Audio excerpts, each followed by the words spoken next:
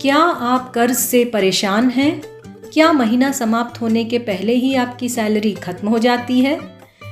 क्या आप चाहते हैं कि आपकी इनकम पूरी की पूरी आपकी ही हो? तो ये वीडियो आपके लिए है। आज हम बात करेंगे डेव रामसे की बेस्ट सेलिंग किताब द टोटल मनी मेकओवर के बारे में। तो चलिए शुरू करते हैं। द टोटल मनी मेकओवर एक प्रैक्टिकल और स्ट्रेट फॉरवर्ड गाइड है जो लोगों को कर्ज से बाहर निकलने, फाइनेंशियल रूप से स्वतंत्र बनने और वेल्थ क्रिएट करने की प्रक्रिया में मदद करता है। डेव रामसे इस किताब में बेबी स्टेप्स नामक एक सिस्टम के बारे में बताते हैं जो धीरे धीरे फाइनेंशियल सुधार की दिशा में ले जाता है। ये एक प्रैक्टिकल रोड मैप है जिससे आप कर्ज से बाहर निकल सकते हैं, सेविंग्स बढ़ा सकते हैं और फाइनेंशियल आज़ादी भी पा सकते हैं। डेव रामसे बताते हैं कि कैसे हम छोटे छोटे कदम उठाकर अपनी फाइनेंशियल लाइफ को पूरी तरह बदल सकते हैं। डेव रामसे कहते हैं कि असलियत स्वीकार करना सीखिए। फाइनेंशियल सफलता की शुरुआत सच्चाई स्वीकारने से ही होती है, यानी हम कर्ज में हैं और हमारी फाइनेंशियल हैबिट सही नहीं है, तो दूसरों को दिखाने के लिए पैसे खर्च करना बंद कीजिए। दूसरी बात वे कहना चाहते हैं कि मिथक से बचना चाहिए। समाज में बहुत से फाइनेंशियल मिथक हैं, जैसे ईएमआई लेना सामान्य बात है, क्रेडिट कार्ड से क्रेडिट स्कोर बनता है, आदि आदि। इन सब से बचना चाहिए। द टोटल मनी मेकओवर इस किताब को 12 अध्याय में बांटा गया है। पहले अध्याय में डेव रामसे लिखते हैं कि यदि आप थक चुके हैं तो बदलाव की ज़रूरत है। वे कहते हैं कि लोग आर्थिक रूप से परेशान हैं क्योंकि वे उस सिस्टम को फॉलो करते हैं जो काम नहीं करता है। तो अगर आप चाहते हैं कि आपकी आर्थिक स्थिति बदले तो पहले सोचने का तरीका बदलें। दूसरे अध्याय में आम झूठ और सच्चाई के बारे में लिखते हैं। हम कई फाइनेंशियल मिथकों में फंसे होते हैं, जैसे क्रेडिट कार्ड ज़रूरी है या कार लोन लेना स्मार्टनेस है। तो संदेश यह मिलता है इस अध्याय से कि सच्चाई को जानिए और झूठे विश्वासों से छुटकारा पाइए। अध्याय 3 में कर्ज की संस्कृति के बारे में लिखते हैं। आज के समाज में कर्ज को सामान्य माना जाता है, लेकिन कर्ज आपकी स्वतंत्रता छीन लेता है। कर्ज कोई टूल नहीं है, बल्कि एक जाल है। इससे जितनी जल्दी हो सके बाहर निकलें। अध्याय 4 में डेव रामसे डेनियल प्लान के बारे में लिखते हैं। यह अध्याय जीवन शैली में बदलाव लाने की ज़रूरत को उजागर करता है। जैसे फिटनेस के लिए एक डाइट प्लान होता है, वैसे ही पैसों के लिए भी स्ट्रिक्ट प्लान ज़रूरी है। कोई शॉर्टकट नहीं, केवल अनुशासन ही सफलता दिला सकता है। अध्याय 5 बेबी स्टेप 1 75,000 का इमरजेंसी फंड बनाएं।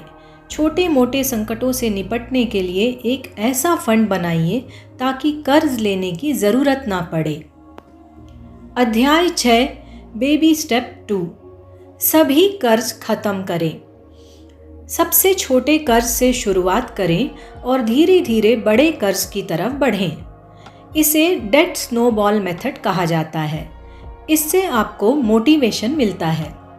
अध्याय 7 बेबी स्टेप 3 से 6 महीने का इमरजेंसी फंड बनाएं। अब जब कर्ज खत्म हो गया है तो 3 से 6 महीने के खर्च के बराबर रकम सेव करें ताकि किसी भी इमरजेंसी या बड़ी समस्याओं से निपटा जा सके, जैसे नौकरी छूटना या मेडिकल इमरजेंसी। अध्याय 8 बेबी स्टेप 4 निवेश की शुरुआत करें। 15% इनकम रिटायरमेंट के लिए। अब आप अपनी इनकम का हिस्सा रिटायरमेंट में लगाएं, जैसे SIP, म्यूचुअल फंड, PPF आदि। अध्याय 9 बेबी स्टेप 5 बच्चों की शिक्षा के लिए निवेश करें। बच्चों के भविष्य की शिक्षा के लिए सही योजना बनाएं। कर्ज की परंपरा आगे ना बढ़ाइए। अध्याय 10 बेबी स्टेप 6 होम लोन चुकाएं। अब अपने घर का लोन पहले से जल्दी खत्म करें, भले ही टैक्स बेनिफिट मिलता हो। अध्याय 11 बेबी स्टेप 7 संपत्ति बनाएं और उदार बने। अब जब आप पूरी तरह से कर्ज मुक्त हो गए हैं तो दूसरों की मदद करें, दान करें और अपनी दौलत को बढ़ाएं। अध्याय 12 सफलता की कहानियाँ। यह अध्याय उन लोगों की प्रेरणादायक कहानियों से भरा है जिन्होंने डेव रामसे का प्लान अपनाया और कर्ज से मुक्ति पाई।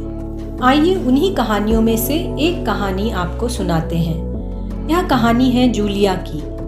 जूलिया अमेरिका के एक छोटे से शहर में रहती थी। वे एक सिंगल मदर थी जिनके 2 छोटे बच्चे थे। एक समय ऐसा था जब वह हर महीने 4 क्रेडिट कार्ड, 1 कार लोन और मेडिकल बिल्स के भुगतान के बीच झूल रही थी। उनकी इनकम सीमित थी और खर्च ज़रूरत से ज़्यादा। उनकी हालत इस प्रकार से थी: 8 लाख रुपए का क्रेडिट कार्ड कर्ज, 6 लाख रुपए का कार लोन, 4 लाख का मेडिकल बिल और हर महीने सिर्फ जीने भर के लिए तनाव और चिंता। तो एक दिन ऑफिस ब्रेक में उनकी एक दोस्त ने उन्हें डेव रामसे की किताब द टोटल मनी मेकओवर पढ़ने की सलाह दी। जूलिया ने उस रात किताब डाउनलोड की और पढ़ना शुरू किया। उन्हें एहसास हुआ कि उन्हें खुद के और अपने बच्चों के लिए मजबूत बनना होगा। सबसे पहले उन्होंने एक इमरजेंसी फंड तैयार किया। जूलिया ने कुछ महीनों में 75,000 रुपये इकट्ठा किए, पुराना फर्नीचर बेचा, बच्चों के पुराने खिलौने ऑनलाइन बेच दिए और वीकेंड पर पार्ट टाइम काम करना शुरू कर दिया। इस प्रकार से उन्होंने 75,000 रुपये इकट्ठे कर लिए। अब दूसरे स्टेप की तरफ वे बढ़ती हैं, जिसे कहते हैं डेट स्नोबॉल स्ट्रैटेजी। उन्होंने सबसे छोटे कर्ज यानी कि 30,000 रुपये का मेडिकल बिल, उससे शुरुआत की और धीरे धीरे बाकी कर्ज खत्म करने की प्लानिंग की। हर बार जब एक कर्ज खत्म होता तो वो एक लाल मार्कर से डन लिख देती। उन्होंने खर्च में कटौती करना शुरू किया, जैसे बाहर खाना बंद कर दिया, अपने बच्चों को भी छोटे छोटे फाइनेंशियल डिसीजन में शामिल किया, सेल या सेकेंड हैंड सामान खरीदना शुरू कर दिया। तो पूरे 2.5 साल के बाद जूलिया पूरी तरह कर्ज मुक्त हो चुकी थी। उनके पास अब 3 लाख रुपए का इमरजेंसी फंड था और वह हर महीने निवेश कर रही थी और अपने बच्चों के एजुकेशन फंड में भी योगदान दे रही थी। जूलिया कहती है, मैंने खुद को और अपने बच्चों को सिखाया कि गरीबी स्थायी नहीं है। समझदारी और हिम्मत से हालात बदले जा सकते हैं। तो ये कहानी दिखाती है कि सिर्फ बड़ी तनख्वाह नहीं बल्कि सही माइंडसेट और अनुशासन ही हमें आर्थिक स्वतंत्रता की ओर ले जाते हैं। डेव रामसे कहते हैं, live like no one else so that later you can live like no one else. यानी अभी थोड़ा अलग और अनुशासन से जी लो ताकि बाद में शान से जी सको। इस किताब की सबसे बड़ी बात यह है कि इसमें कोई टेढ़ी मेढ़ी फाइनेंशियल भाषा नहीं है, सिर्फ सच्चाई, अनुशासन और एक सीधा रास्ता।